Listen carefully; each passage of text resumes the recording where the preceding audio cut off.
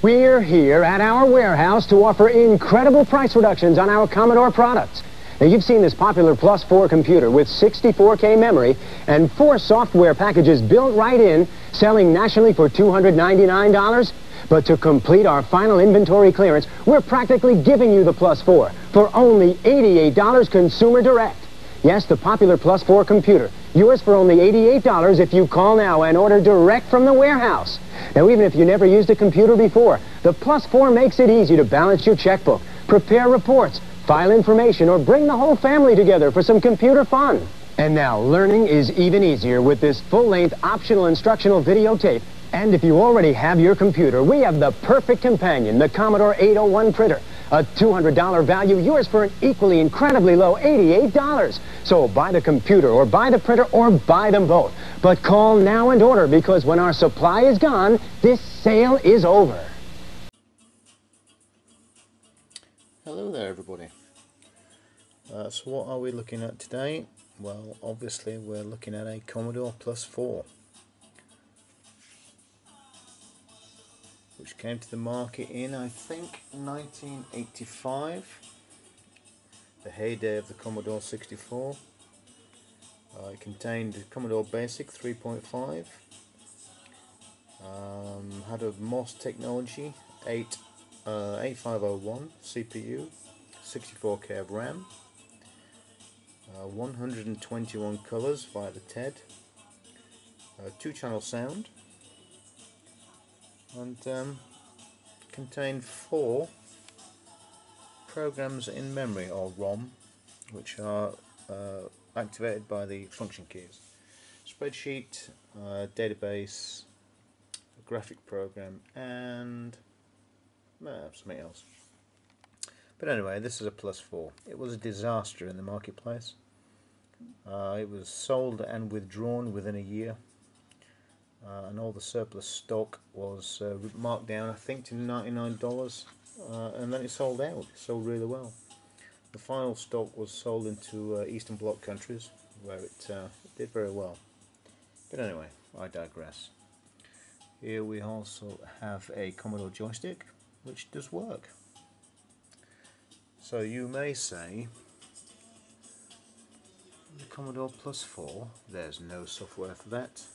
Well, you'd be wrong. There's actually quite a lot of software for the Plus 4, and a lot of it is pretty damn good. It's up there with the C64. The sound obviously isn't as good, but the graphics are pretty clear, quite colourful. It's pretty good. It's not as bad as I remember it. But anyway, it does have 1 or 2 technical problems, as we can see from my dead Plus 4. Now, this Plus 4 will work if I steal where's my chips gone? Anyway, I've changed the CPU, the TED chip, and the PLA in this, and it seems to make no difference. But if I take out the TED chip and put it in this one, then it works. If I take the TED chip out of this one and put it in this one, it also works, kind of. I get a black cursor, black box on the screen, which you've seen on a previous video. But anyway, so what goes wrong with it? Well, as I said, CPU dies, the TED will die, and the PLA, which is that one, I think. This machine, curiously enough, even though it's got a fuse in it, runs without the fuse in. Don't know what that's all about, but there you go. But yeah, it's quite a compact, neat design. It's obviously more modern than the 64. It has built-in functions for disk access and various other functions. So it is much better basic than the C64, which relied on poke and open statements for doing anything. It was awful. But that's Commodore for you. Oh, I don't need to explain what that is. Everybody knows what that is. How do you start Marble Madness? Oh, like that, obviously. Do you know what? Oh. I know, that's marble miners. So there we go, the plus 4. It's fully working. I'll reset this so you can see it doing something. Let's get a directory up. Directory is on F3, which is quite nice. Let's try and load something quite quick. I've pressed it twice, obviously. F2 is load. So let's say Manic, for example. Let's see what it does. Now the Plus 4 is not a bad looking machine. I was never impressed with them at the time. I had a C64 when this came out, and the C64 was much better in every single way, apart from the Duff Basic. But the market penetration in England for these things was pretty poor. Oh, it's finished already. Run. There we go, Manic Miner. Does it work? Yeah. This is not a demonstration of my game playing skills, which it has to be said are pretty poor.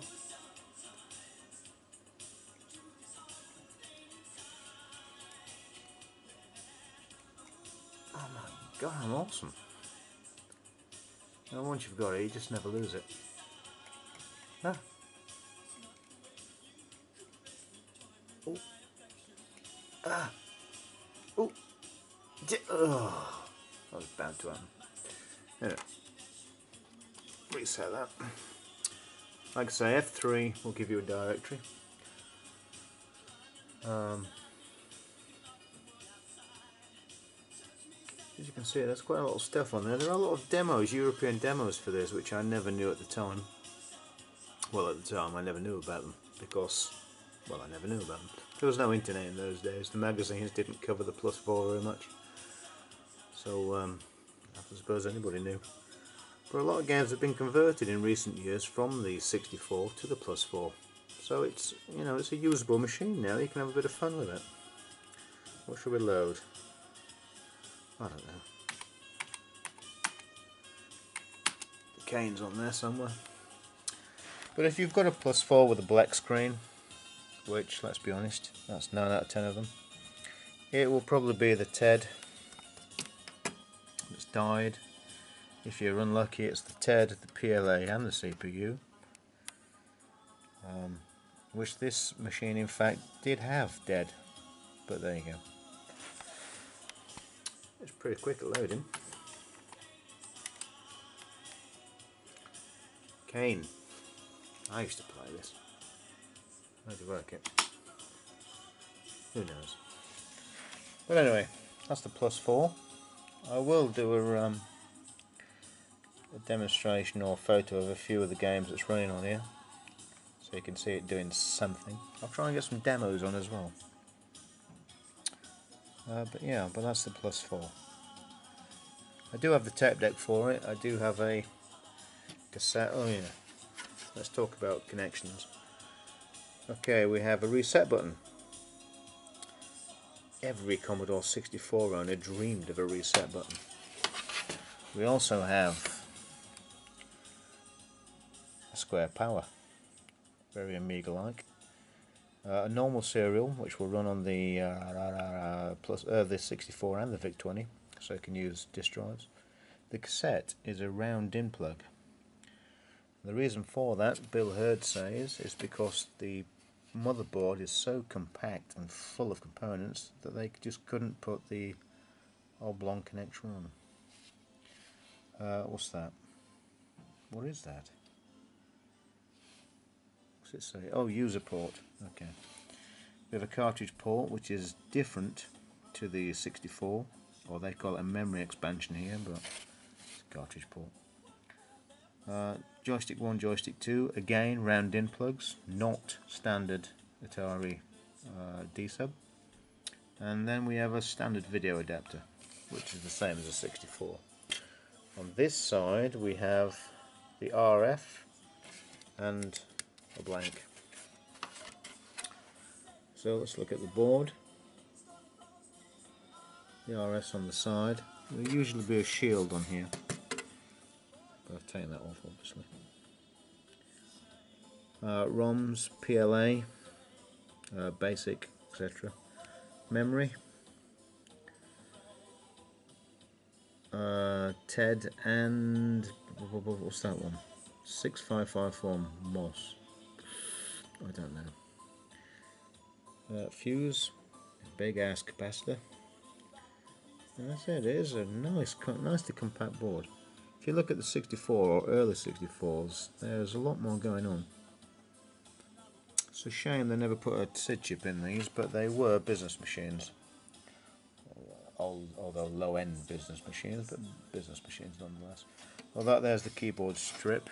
The keyboard.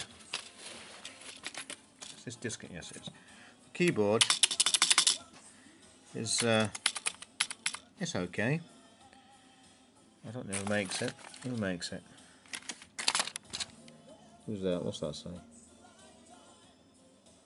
I can't read that. My eyes not good enough. It's a ribbon connector. Quite strong, quite sturdy, pretty good. Much longer lasting than the Amiga ones. The keyboard works good, that's alright. You've got cursor keys, which are nice. A stuck cursor key, but cursor keys nonetheless. The plastics on this machine are warped, so I'll obviously don't use those. In fact, I don't use this machine now. But that's a +4. MDK it says there, if you can see that. Murder, death, kill. For you DOS people.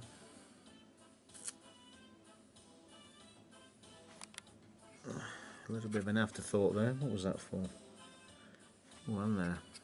Obviously a little bit of some problems. I know they had issues with these when in development. That if you put the computers near an CRT screen, you would get sparkles on the screen. So that might be the fix that Bill Hurd instigated back in the day. But I would have thought a revision would have sorted that out. But perhaps there weren't any revisions. I can't see any revisions on the board. There's an assembly number. Oh, version O says there. So I can focus in, focus. Murder, death, kill, 43. Version O. So this is an initial version of the motherboard. There may well have only been one. I don't know. Like I say, it had a production span of less than a year. So the chances are they never did a revision. So these are probably the fixes for screen. I would imagine they are. But I don't know that. What the hell do I know? Anyway, that's the +4. I'll take a few photos and add them onto the video of games and things running. So there we go. Thank you very much.